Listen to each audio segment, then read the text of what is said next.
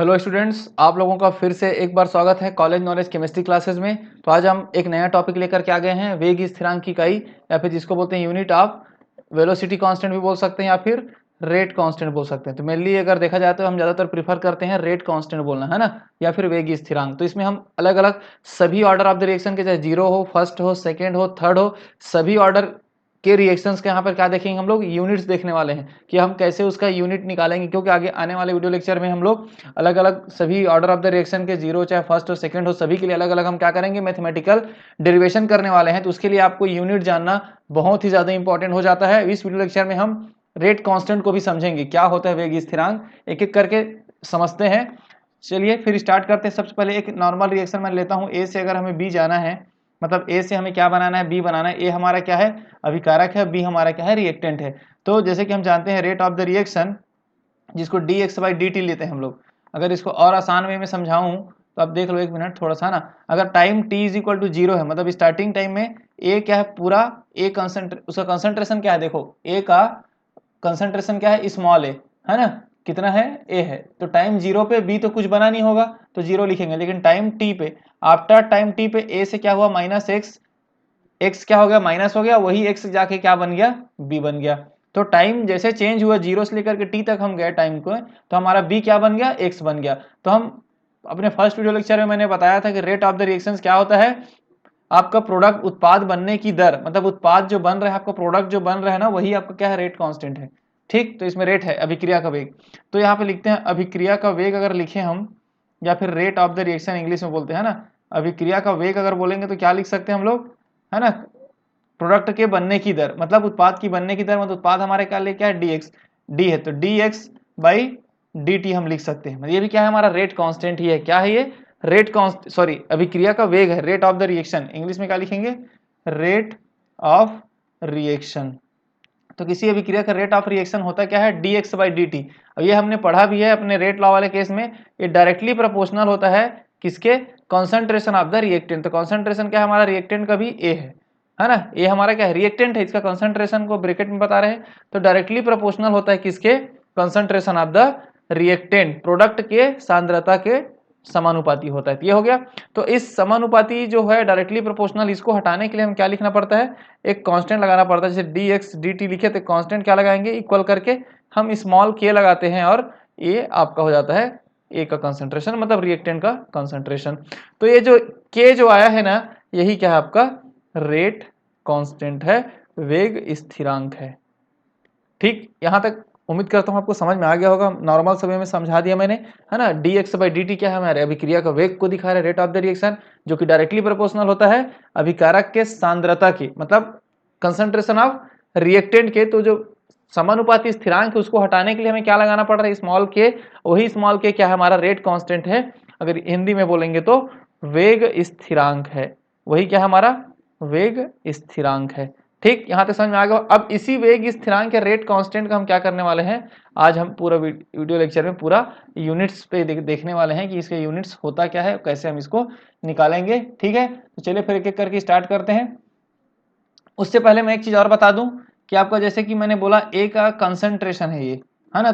Concentration का unit क्या होता है, सांद्रता किसको हम बोलते हैं। तो किसी भी ए का कंसंट्रेशन या सांद्रता की यूनिट हम कैसे बोलेंगे, तो इसको समझिए। मान लो एक बीकर ले लेते हैं हम, है ना। इस बीकर में हम क्या रखते हैं, पानी रखे हैं। अब इसमें हम कोई भी बाहर से एक सॉल्यूट ऐड कर रहे हैं, कोई भी, चाहे आप NaCl बोले, नमक बोले, है ना। जब इसको हम ऐड करते जाएंगे तो इसका अमाउंट जितना ज्यादा इसमें ऐड होते जाएगा इस सॉल्यूट का, उतना ही ज्यादा इस सॉल्यूशन का कंसंट्रेशन बढ़ते जाएगा, उतना ही ज्यादा इस सॉल्यूशन का कंसंट्रेशन बढ़ते जाएगा। तो सिंपल सी बात है, इसको कैसे हम डिफाइन कर देंगे, हम इसको ऐसे डिफाइन कर सकते हैं कि number of moles of solute dissolve in पर लीटर ऑफ सॉल्यूशन, मतलब 1 लीटर पानी में कितना सॉल्यूट आप डिसॉल्व कर रहे हो, सॉल्यूट के कितने मोल्स डिसॉल्व कर रहे हो, वही इसको क्या कहलाता है, सिंपल सी बात है, सांद्रता कहलाती है, कंसंट्रेशन कहलाता है। तो कंसंट्रेशन का यूनिट, अगर आप सांद्रता का यूनिट देखोगे तो कैसे लिखोगे, आपको मोल्स पर लीटर, हिंदी में ही बोलेंगे मोल पर लीटर। आगे समझ, तो कितने नंबर ऑफ मोल्स हम क्या कर रहे हैं, उस पानी में डिजोल्व कर रहे हैं। पर लीटर आप सॉल्यूशन पे 1 लीटर पानी में जितने भी हम नंबर ऑफ मोल्स सॉल्यूट डालेंगे, जो बाहर से हम ऐड कर रहे हैं, वही उसका क्या कहलाता है, सांद्रता कहलाता है। ये मैंने बता दिया, मतलब सांद्रता की यूनिट मोल्स पर लीटर होता है। ठीक, क्लियर है यहाँ तक।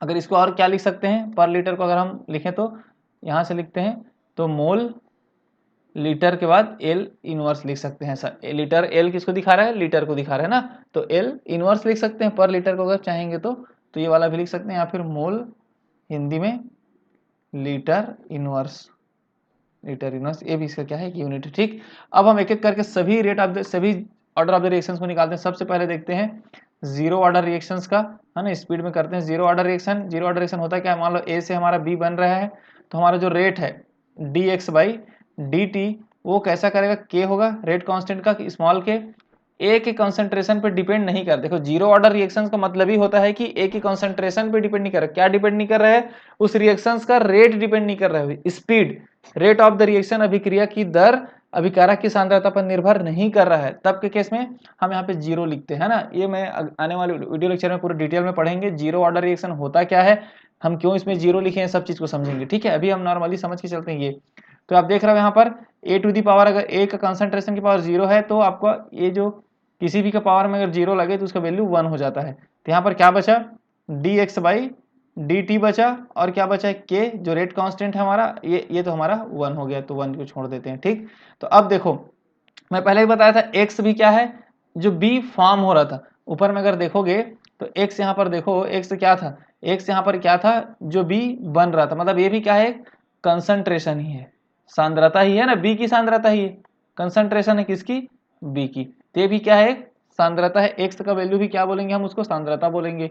तो एक्स का अगर यूनिट की बात करें तो क्या होगा, सांद्रता है, तो जैसे मैंने बोला moles per litre inverse, moles per litre को लीटर इनवर्स लिख दिया, और इधर क्या नीचे में टाइम, टाइम का क्या होता है, सेकेंड होता है यूनिट। तो ये हो गया आपका के, तो के यूनिट क्या हो गया, इसको ओवरऑल लिखेंगे तो सेकेंड को ऊपर ले जाएंगे तो mole litre inverse second inverse, ये हो गया के जीरो लिख देते हैं। के जीरो इसलिए कि जीरो ऑर्डर रिएक्शंस का यूनिट हो गया आपका, जो जीरो ऑर्डर रिएक्शंस की यूनिट क्या हुआ, mole litre inverse second inverse, ये आपका जीरो ऑर्डर रिएक्शंस का यूनिट हो गया। ठीक, अब यहीं पे हम लोग फर्स्ट ऑर्डर रिएक्शन का देख लेते हैं। अब आते हैं first order reaction, first order reaction. ठीक है, फर्स्ट ऑर्डर रिएक्शन मतलब समझ रहे हो ना, ऑर्डर ऑफ द रिएक्शन वाले वीडियो को आप जरूर देखें पीछे में जो है, ठीक, इसके पहले वाले वीडियो लेक्चर को। तो डी एक्स बाई अगर हम डी टी लिखे तो फर्स्ट ऑर्डर के लिए क्या होगा, के ए टू दी पावर, ये होगा आपको 1 होगा ना, क्योंकि जीरो था तो जीरो था, तो ए फर्स्ट ऑर्डर के लिए ए टू दी पावर 1 होगा। जैसे मैंने बताया कि डी एक्स में एक्स भी क्या है, कंसंट्रेशन है, तो इसका एक्स का यूनिट क्या होता है, मोल पर लीटर इनवर्स, नीचे में क्या है आपका सेकेंड, इधर देखो के है ये, और ये भी क्या है, ये भी क्या है, कंसंट्रेशन है कि नहीं, रिएक्टेंट का कंसंट्रेशन सांद्रता है ना, तो इसका भी यूनिट क्या होगा, मोल पर लीटर इनवर्स। आया समझ, जो ए का कंसंट, ए की यूनिट भी क्या है, मोल्स पर लीटर, एक्स का मैंने पहले ही बता दिया मोल लीटर इनवर्स, या पर लीटर को ही लीटर इनवर्स बोलते हैं हम लोग। तो देखो ये वाला भी मोल लीटर इनवर्स है, इसमें भी मोल लीटर इनवर्स है, दोनों में कट गया, दोनों सेम अलग अलग साइड है, तो इसमें क्या बचा, 1 बाई सेकेंड बचा, और इधर क्या बचा है, के को 1 लिख देते हैं क्योंकि फर्स्ट ऑर्डर रिएक्शन के लिए है। तो सेकेंड को क्या बचेगा, ऊपर लेके जाएंगे तो सेकेंड इनवर्स, और ये हो गया K1। तो यहाँ पर फर्स्ट ऑर्डर रिएक्शंस का यूनिट क्या निकला, सेकेंड इनवर्स आपका क्या निकला, फर्स्ट ऑर्डर रिएक्शंस का रेट कांस्टेंट के यूनिट निकले। याद रखेंगे वेग स्थिरांक का हम यहाँ पर यूनिट्स निकाल रहे हैं, क्लियर है। अब हम आते हैं सेकेंड ऑर्डर रिएक्शन में। तो आपका ए है, अगर 2 मोल है ए, तब जाकर क्या बनेगा, सेकेंड ऑर्डर रिएक्शन बनेगा। तो इसके लिए क्या लिखेंगे, D x by D T लिखेंगे, और के लिखेंगे। के लिखने के बाद ए का पावर पे क्या लिखना पड़ेगा, हमें 2 लिखना पड़ेगा, तभी तो सेकेंड ऑर्डर रिएक्शन हुआ ना। ये क्या है हमारा, लिख देते हैं second order reaction. Second order reaction की बात करें, मतलब द्वितीय कोटि की अभिक्रिया, प्रथम कोटि की अभिक्रिया, यहाँ बता देता हूँ। जीरो ऑर्डर रिएक्शन शून्य कोटि की अभिक्रिया हिंदी में, फर्स्ट ऑर्डर रिएक्शन प्रथम कोटि की अभिक्रिया, सेकेंड ऑर्डर रिएक्शन द्वितीय कोटि की अभिक्रिया, ये नहीं है कुछ भी। अब देख लेते हैं इसमें, देखो मैं बता दिया एक्स का क्या होता है, मोल लीटर इनवर्स, नीचे का सेकेंड होगा टाइम का, फिर यहाँ पे के आ गया। अब देखो मैंने बताया था कि ए का कंसंट्रेशन, ए भी कंसंट्रेशन, तो यूनिट क्या होना चाहिए, मोल लीटर इनवर्स की पावर स्क्वायर है, क्योंकि सेकेंड ऑर्डर स्क्वायर है तो एक स्क्वायर एक वाला इसके साथ तो कट जाएगा, लेकिन एक बच जाएगा। इस तरफ क्या है, इस तरफ आपको 2 है ना स्क्वायर के फॉर्म में, तो एक तो बच जाएगा, एक कट गया, तो इधर क्या बचा है 1/2, इधर क्या बचा है के इंटू मोल लीटर इनवर्स। तो मोल लीटर इनवर्स को नीचे ले आते हैं इधर, तो क्या हो जाएगा, तो आपको देख रहे हो 1/2 तो पहले से है इसमें, इधर क्या मोल आ गया अब एक, और क्या आ गया लीटर इनवर्स आ गया, ये क्या बन गया के बच गया आपका। तब देखो सबको ऊपर लेके जाएंगे तो के इज इक्वल टू क्या हो जाएगा, जब सबको ऊपर लेके जाएंगे तो मोल सेकेंड ऊपर गए तो सेकेंड इनवर्स, मोल ऊपर गए तो मोल इनवर्स, और आपका लीटर ऊपर गया तो लीटर इनवर्स है चूंकि हो, तो इस बार क्या हो जाएगा लीटर हो जाएगा, क्योंकि इनवर्स पहले से है तो उसमें जाकर के वो हट जाएगा, है ना, ऐसा होता है। तो क्या बन गया overall unit, mole inverse litre रहेगा और सेकेंड इनवर्स, ये आपका हो जाएगा K2, मतलब सेकेंड ऑर्डर रिएक्शन का रेट कांस्टेंट का यूनिट। बहुत आसान है, बहुत आसान वे में हमने समझ लिया है। बस एक और है हमारा थर्ड ऑर्डर रिएक्शन। तो आपको कोई से भी रिएक्शन पूछा जाएगा तो आप बना सकते हो थर्ड ऑर्डर रिएक्शन, तृतीय कोटि की अभिक्रिया। तो इसके लिए हम क्या लिखेंगे, 3A लिख देते हैं, क्योंकि 3 मॉलिक्यूल हमें चाहिए बी बनाने के लिए।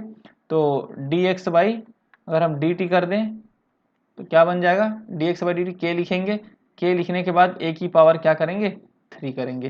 तो मैंने बताया है x का यूनिट फिर लिखेंगे मोल लीटर इनवर्स है, वैसे t का क्या होता है आपका सेकेंड, इधर लिखेंगे K3 लिख देते हैं, थर्ड ऑर्डर है तो ये क्या है हमारा कंसंट्रेशन है, कंसंट्रेशन में क्या लिखेंगे मोल लीटर इनवर्स का क्यूब। तो एक तो इससे कट जाएगा, है ना, एक कटेगा तो क्या बच जाएगा, मान लो एक को काटेंगे तो यहाँ पे 2 बच रहे हैं, स्क्वायर के फॉर्म में बच रहे हैं ना, इसको क्या लिखेंगे हम 1/2 है, इधर है K3, तो स्क्वायर है तो इसको स्क्वायर होगा तो क्या हो जाएगा मोल का स्क्वायर और लीटर का -1 से, अगर -1 से अगर 2 को मल्टी स्क्वायर करेंगे तो ये लीटर की पावर -2 हो जाएगा। ठीक, अब क्या करेंगे K3 निकालने के लिए हमें इसको नीचे लाना पड़ेगा, तो 1/, है ना, यहाँ पे देख लेते हैं 1/2 इंटू क्या हो जाएगा मोल स्क्वायर पे नीचे आ गया, और आपका लीटर LITER है, क्या है LITER, लीटर की स्क्वायर -2 इंटू K3। तो सेकेंड ऊपर गए तो सेकेंड इनवर्स, मोल स्क्वायर ऊपर गया तो मोल -2, और इधर से लीटर ऊपर जाएगा तो लीटर +2 हो जाएगी, स्क्वायर हो जाएगा ना, माइनस है तो प्लस हो जाएगा, तो क्या बन गया K3। तो ओवरऑल K3 का यूनिट क्या हुआ, अगर मोल के फॉर्म में लिखें तो मोल का स्क्वायर, उसके बाद है लीटर का स्क्वायर, मोल की पावर -2 होगा, लीटर का पावर 2 होगा, और सेकेंड इनवर्स होगा। तो ये आपका हो गया ओवरऑल थर्ड ऑर्डर रिएक्शन का भी रेट कांस्टेंट का यूनिट। तो इस वीडियो के मैंने पूरा रेट कांस्टेंट मैंने बता दिया, रेट कांस्टेंट होता क्या है, उसका डेफिनेशंस क्या है, किस प्रकार से हम उसको निकालते हैं, है ना, और सभी जीरो ऑर्डर, फर्स्ट ऑर्डर और सेकंड थर्ड ऑर्डर का मैंने एक एक करके सबका वेलोसिटी कांस्टेंट आपको मैंने बता दिया, रेट कांस्टेंट निकालना मैंने आपको, उसके यूनिट निकालना मैंने आपको यहाँ पर सिखा दिया हूँ। ठीक है, उम्मीद करता हूँ आपको समझ में आया होगा। अगर अच्छा लगा तो वीडियो को लाइक कर दो, चैनल को सब्सक्राइब कर दो, और अपने दोस्तों में आप शेयर कर दें। मिलते हैं नेक्स्ट वीडियो लेक्चर में एक नए टॉपिक के साथ, तब तक के लिए थैंक यू।